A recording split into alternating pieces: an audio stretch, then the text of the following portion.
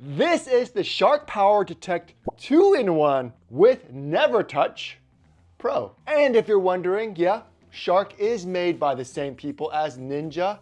You know, the ones on TikTok with that viral ice cream maker that everyone has? Plus their air fryers basically run half the kitchens in America. I'll be testing my Shark robot vacuum for 7 days and grading it on 3 categories. Performance, how well does it vacuum? How well can it mop?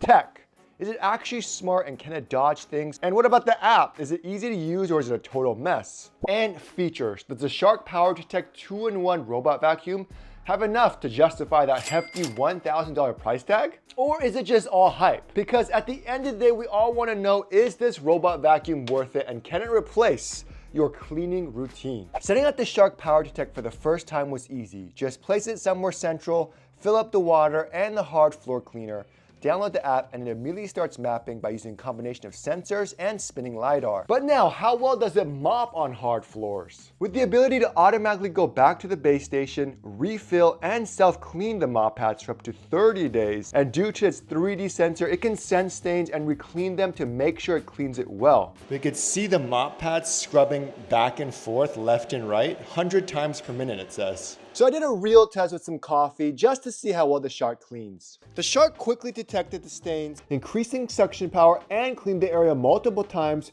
with its dirt detect technology. It also cleaned near the edge by extending the mop pad up to 1 inch. So overall, on hard floors for mild stains, this does a fantastic job. But how is the vacuuming performance on hard floors? Confetti!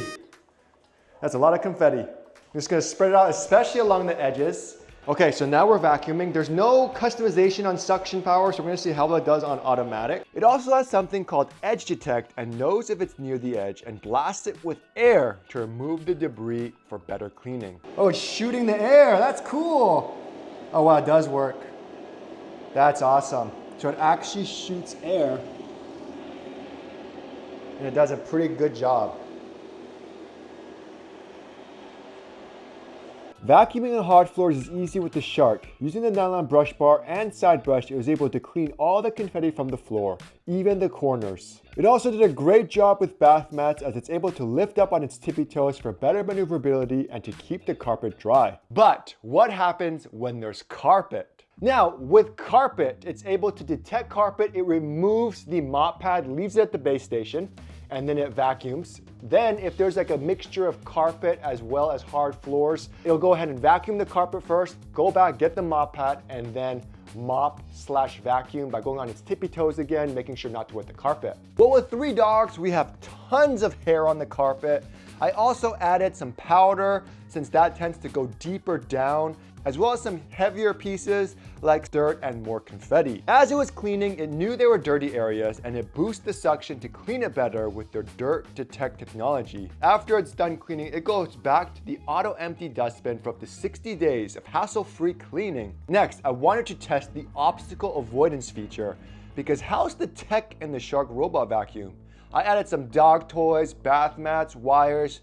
How is it gonna do with the toys? Oh, does not hit it. Very good. Does not see that. Uh-oh. Oh, good. Knocked over the trash can. Decent. Is it gonna see this wire here and avoid it? Let's see, I think it is. I think it is. Yep, it does. It avoids the wire, which is a good thing. In the obstacle avoidance test, it did okay. It ran into a couple stuff here and there, but overall I did a decent job of avoiding stuff. The app overall is okay, but it needs some work. It needs more features. It needs to allow multi-floor planning, so I could vacuum on different floors if I wanted to.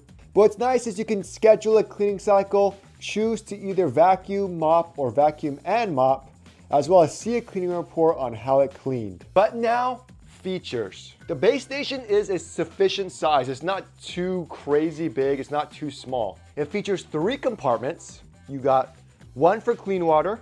You can add a cleaner if you wanted to. They have a Shark vac mop cleaner.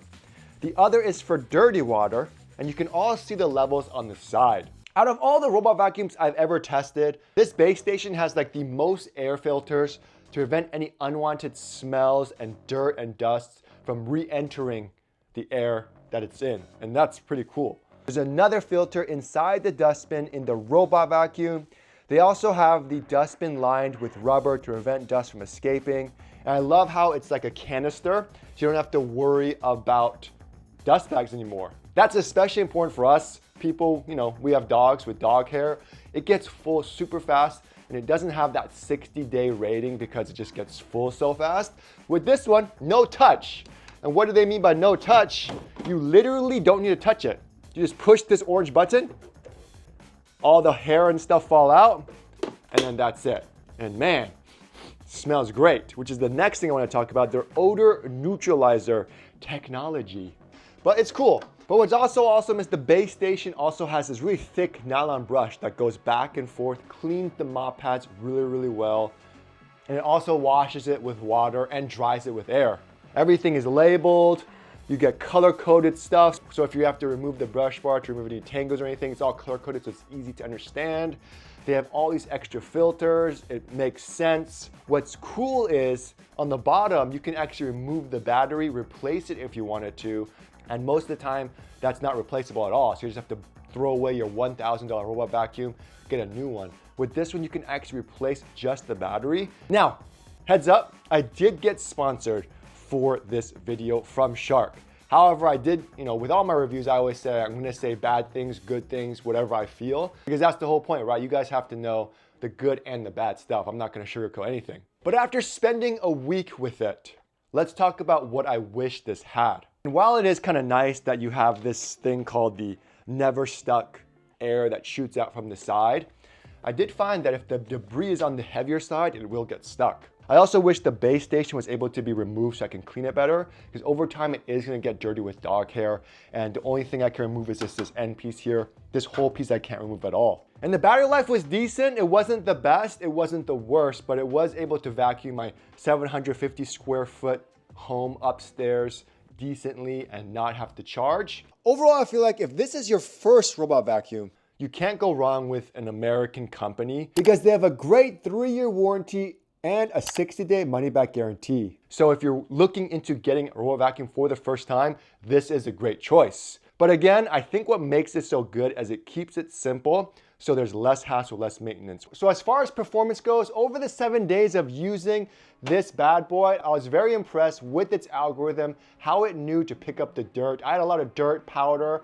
I thought it wouldn't get it, but it ended up going back and getting it again. Even on the hard floors with the coffee and the coffee grounds, it did a very good job. I was very surprised. So obstacle avoidance tech-wise, it's cool. It does do a great job. For it being its first one to have all these, and it did a very, very sufficient job at it, I'd say it's not too bad.